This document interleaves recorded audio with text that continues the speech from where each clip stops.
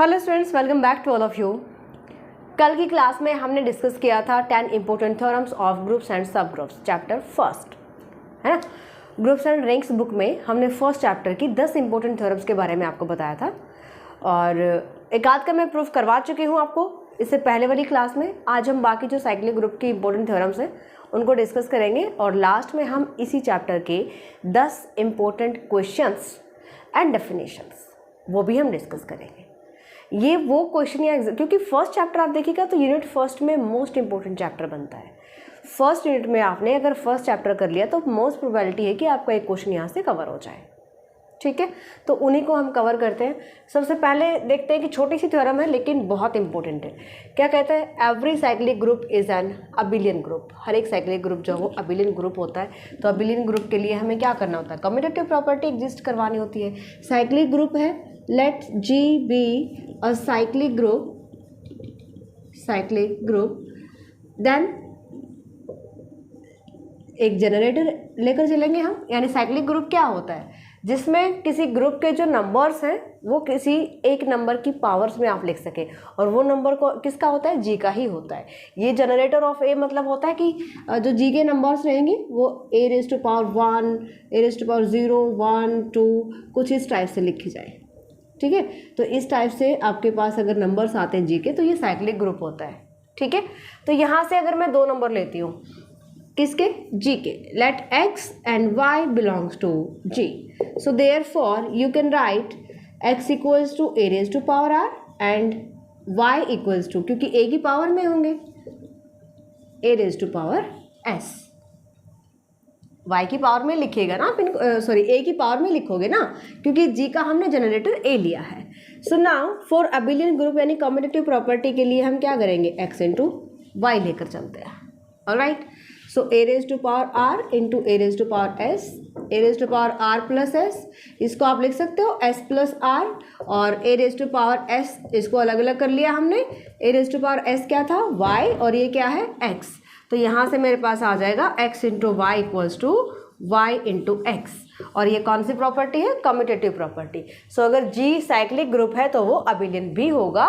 Short questions में ये theorem बहुत बार पूछी जाती है और लॉन्ग क्वेश्चंस में अगर एक क्वेश्चन के 2 पार्ट कर दिए जाते हैं तो ये एक क्वेश्चन में डेफिनेटली आ सकती है। देखिए नेक्स्ट थ्योरम है जो कि मोस्ट इम्पोर्टेंट थ्योरम है फर्स्ट चैप्टर में। Every finite group of prime order is cyclic. हर एक फाइनाइट ग्रुप जिसका ऑर्डर प्राइम नंबर है वो साइक्लिक ग्रुप होगा। तो यहाँ पर हम लेकर चलते हैं group. Let G be a group having prime order.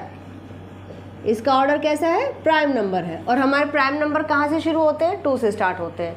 तो कम से कम ग्रुप जी का ऑर्डर क्या होगा? 2 होगा, ठीक है। और जी कैसा है भाई? फाइनाइट ग्रुप है। जी हमारे पास है finite group, okay. So late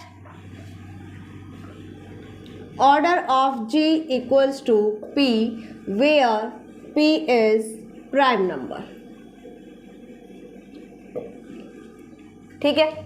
अब यहाँ पर हमें p की वैल्यू देखनी है कि कम से कम p की वैल्यू क्या आ सकती है, क्योंकि g हमारे पास ग्रुप है प्राइम ऑर्डर और p की वैल्यू मिनिमम क्या हो सकती है? p की वैल्यू 2 से स्टार्ट होगी, कम से कम p की वैल्यू 2 होगी, ठीक है। इसलिए हम बता सकते हैं as p is prime number, so therefore group g has minimum 2 numbers. कम से कम जी में जो 2 नंबर होंगे that is order of G less than equals greater than equals to 2। Order of G क्या होगा? या तो 2 के इक्वल होगा या 2 से बड़ा होगा, क्योंकि प्राइम नंबर 2 से ग्रेटर भी तो होंगे ना। तो यहाँ से हम बताएंगे या तो ऑर्डर ऑफ जी 2 है या फिर 2 से ग्रेटर है। अगर कम से कम 2 नंबर इसके अंदर हैं सो हम लेकर चलते हैं। लेट जी इक्वल्स टू, हमने 2 नंबर लिए जी ग्रुप में, एक आइडेंटिटी होगा और एक अदर नंबर होगा। अगर दोनों सेम हो गए तो जी में एक ही नंबर हो जाएगा, इससे इसका ऑर्डर प्राइम नहीं रहेगा। इसलिए आपको यहाँ पे बताना पड़ेगा कि यहाँ पर जो ए नंबर है वो ई के इक्वल नहीं है। अगर हम ऐसा नहीं लिखते हैं दैट मीन्स ए और ई दोनों इक्वल भी तो हो सकते हैं, उस केस में जी प्राइम ऑर्डर का नहीं होगा। ठीक है, तो ये हमें यहाँ पे बताना पड़ेगा। एंड ई यहाँ पे हमने आइडेंटिटी ली है। ओके, एज ए की वैल्यू ई के इक्वल नहीं है, अभी हमने बताया यहाँ पे। So therefore order of A greater than equals to 2। Order of A greater than equals to 2 का क्या मतलब है कि भाई ए की पावर मैंने 2 किया और मेरे पास आइडेंटिटी आ जाए। Order of any element A raise to power any positive number जिससे हमें आइडेंटिटी आंसर मिले, तो कम से कम 2 होगा। ये ग्रेटर देन 2 हो सकता है, ए का ऑर्डर या तो 2 होगा या 2 से ग्रेटर हो सकता है। ठीक है, क्योंकि इसका जो ग्रुप जी है इसका ऑर्डर भी 2 से इक्वल और ग्रेटर हो सकता है, इसलिए क्योंकि ए ई के इक्वल नहीं है, दैट मीन्स ऑर्डर ऑफ ए हमारा होगा ग्रेटर देन इक्वल्स टू 2। सो यहाँ पर ए का जो ऑर्डर है वो फिक्स नहीं है, हम यहाँ पर लेकर चलते हैं let order of A equals to M हमने ले लिया। ठीक है, and let H be, H यहाँ पर हम लेकर चलेंगे साइक्लिक सब ग्रुप ऑफ जी। ये थोड़ा सा छोटा सा स्टेप आपको ध्यान रखना पड़ेगा। एच बी अ साइक्लिक सब ग्रुप ऑफ जी। सब ग्रुप ये हम क्यों ले रहे हैं साइक्लिक सब ग्रुप, आगे बताते हैं। ऑफ जी विद जनरेटर ए या फिर विच इज जनरेटेड बाय ए।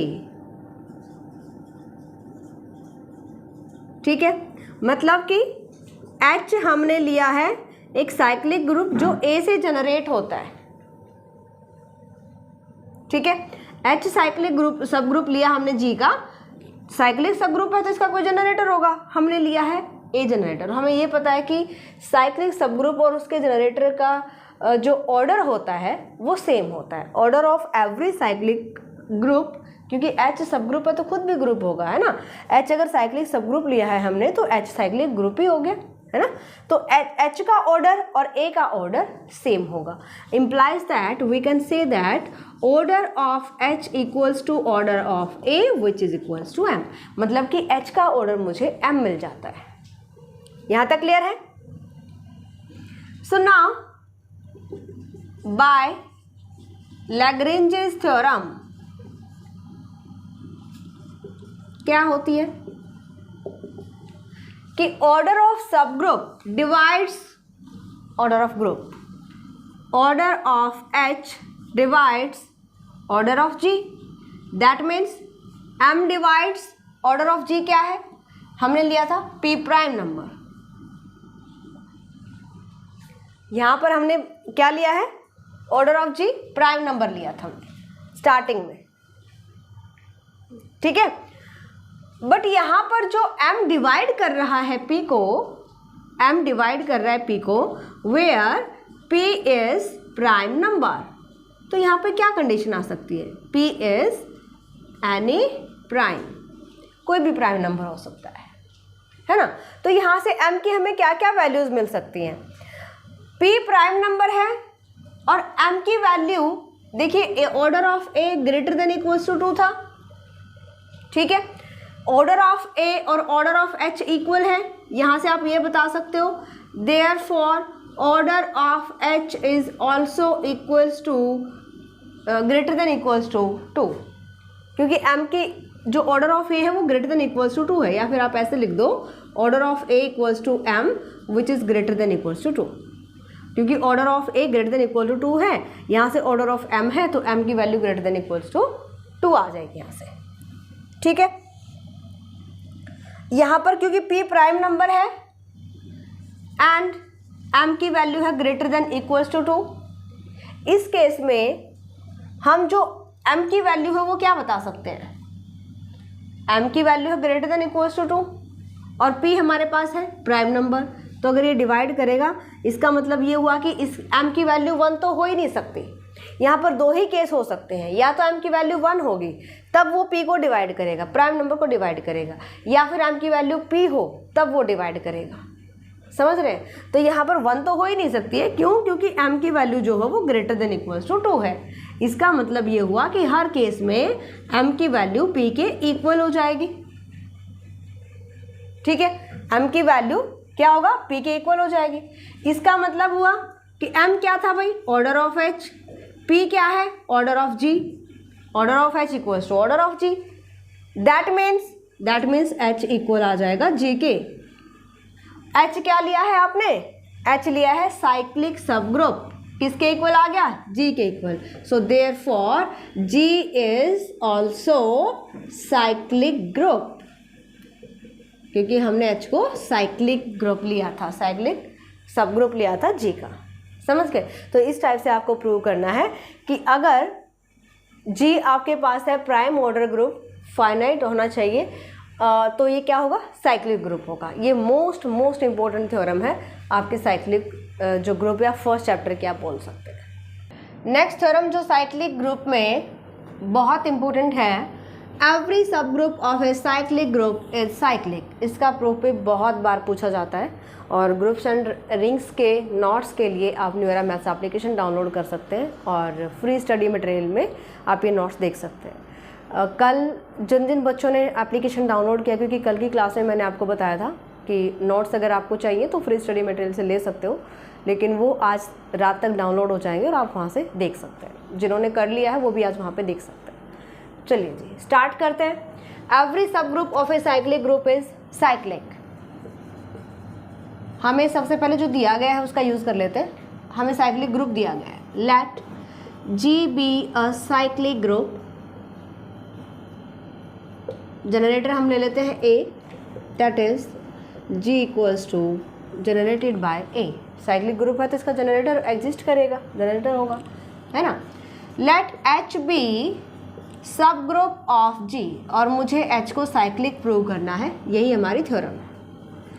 हम H को लेकर चलते हैं सब group of G, okay. And H अगर सब ग्रुप है, यहाँ पर बताना चाहो तो बता सकते हो, we have to prove that H is cyclic. H cyclic group होगा, ये हमें प्रूव करना है।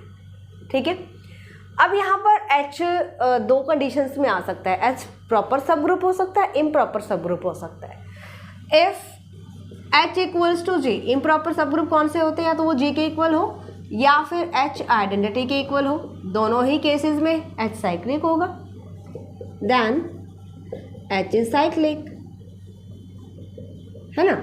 And if H is proper सब ग्रुप ऑफ G, अगर मैं प्रॉपर सब ग्रुप लेकर चलती हूँ G का, देन लेट, हमने एक नंबर लिया, H का नंबर हम लेते हैं, X बिलोंग्स टू H, क्योंकि H प्रॉपर सब ग्रुप है, H प्रॉपर सब ग्रुप है, तो जो H का नंबर होगा वो नंबर G का भी होगा। G किससे जनरेट हो रहा है? A से जनरेट हो रहा है ना। तो यहाँ पर हम लेकर चलते हैं कि X की वैल्यू क्या हो सकती है? A raised to power T, where T is any integer।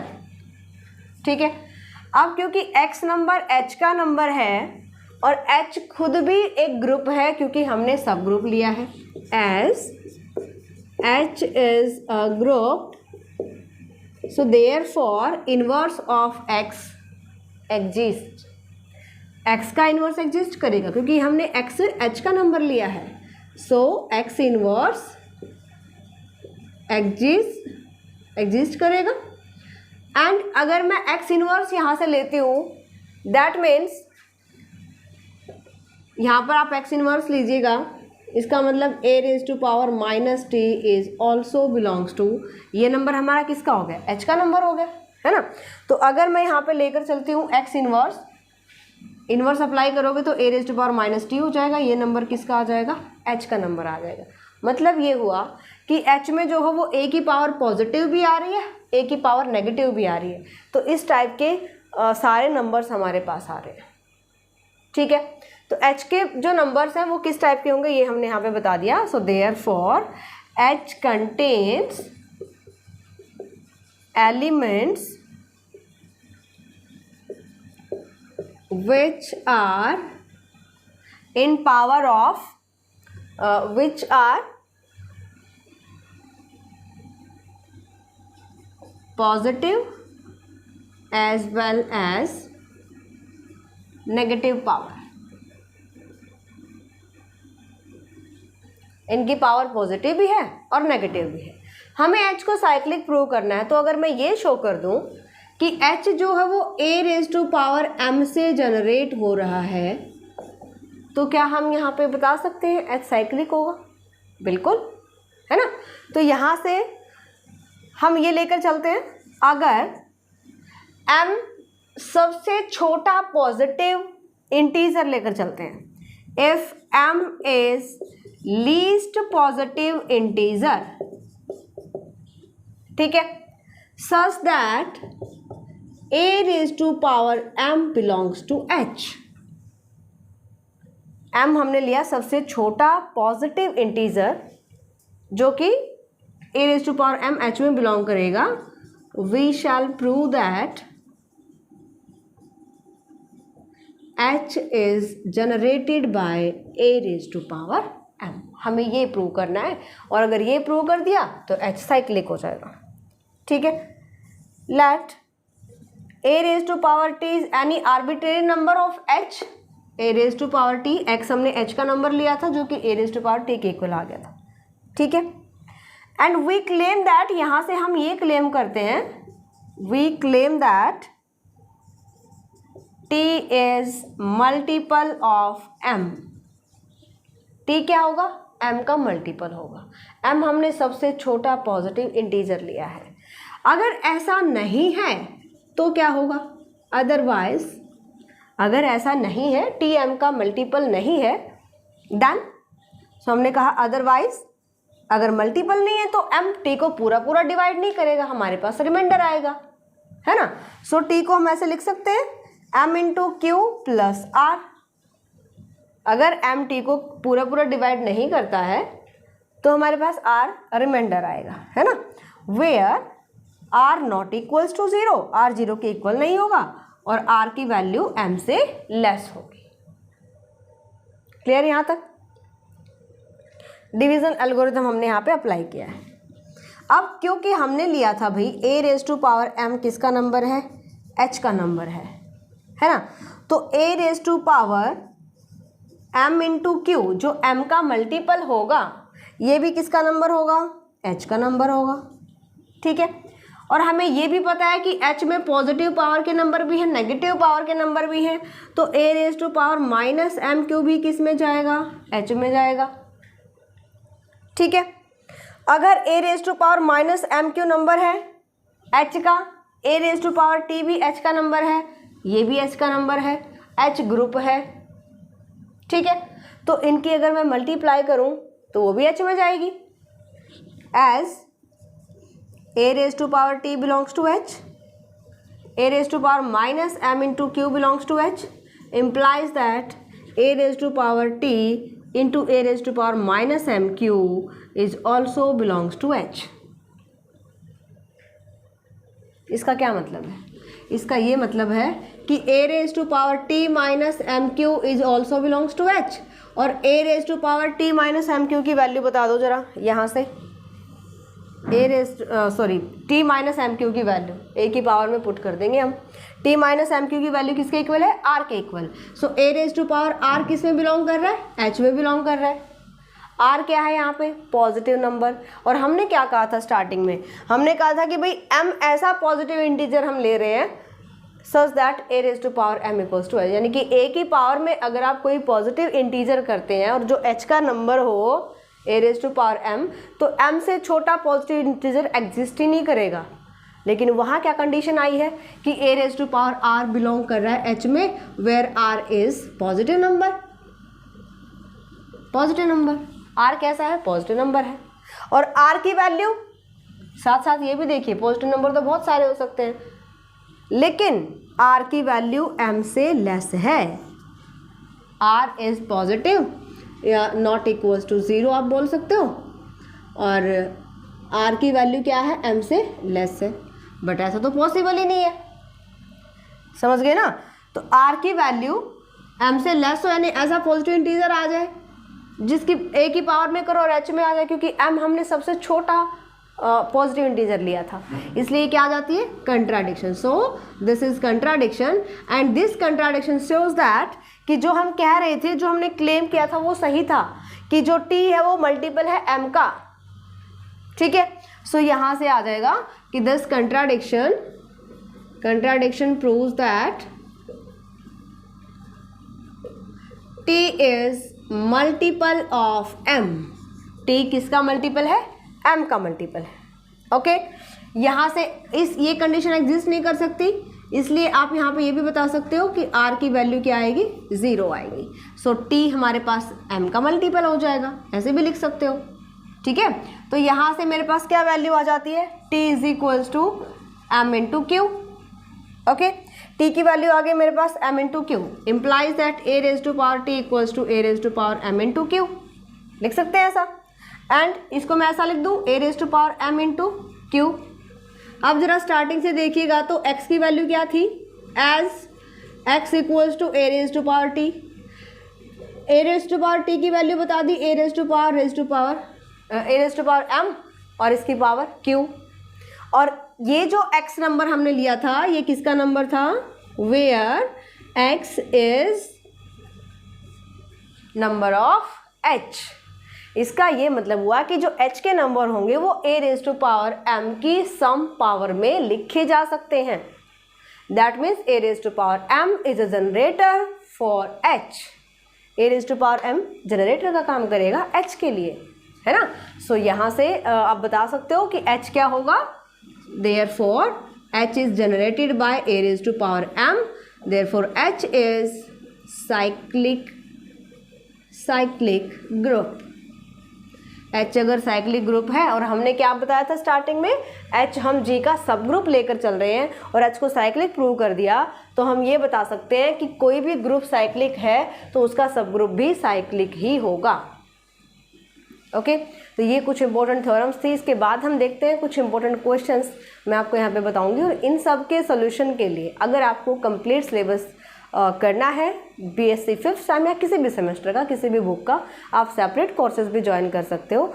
Only combined courses ही नहीं, हर बुक का सेपरेट कोर्स भी अवेलेबल है, तो आप न्यूरा मैथ्स एप्लीकेशन पर इनको चेकआउट कर सकते हैं। चलिए क्वेश्चन देखते हैं। 10 इंपॉर्टेंट क्वेश्चंस मैं आपको यहाँ पर बताने वाली हूँ। 10 इंपॉर्टेंट क्वेश्चंस। इससे पहले मैंने आपको 10 इंपॉर्टेंट थ्योरम्स बताई थी फर्स्ट चैप्टर की, है ना। ये इंपॉर्टेंट क्वेश्चंस हैं जो कि आपको बहुत अच्छे से करने ही करने हैं। Show that the set G किस टाइप का है, a plus B root 2 A B belongs to rational number is an abelian group with respect to addition. Second is show that the set 1 2 3 4 5 is not a group under composition multiplication modulo 6। एक question definitely आ सकता है modulo वाले questions में से, और जहाँ पर not a group इस टाइप की कंडीशन होती है, ये क्वेश्चन ज़्यादा इंपॉर्टेंट होते हैं, okay. Third one is let R be the set of all real numbers other than -1 and star be binary operation on R defined by A star B equals to A plus B plus AB। Determine identity element and inverse of it। ये भी most important question है भाई, most important question है। Fourth is show that the set of positive rational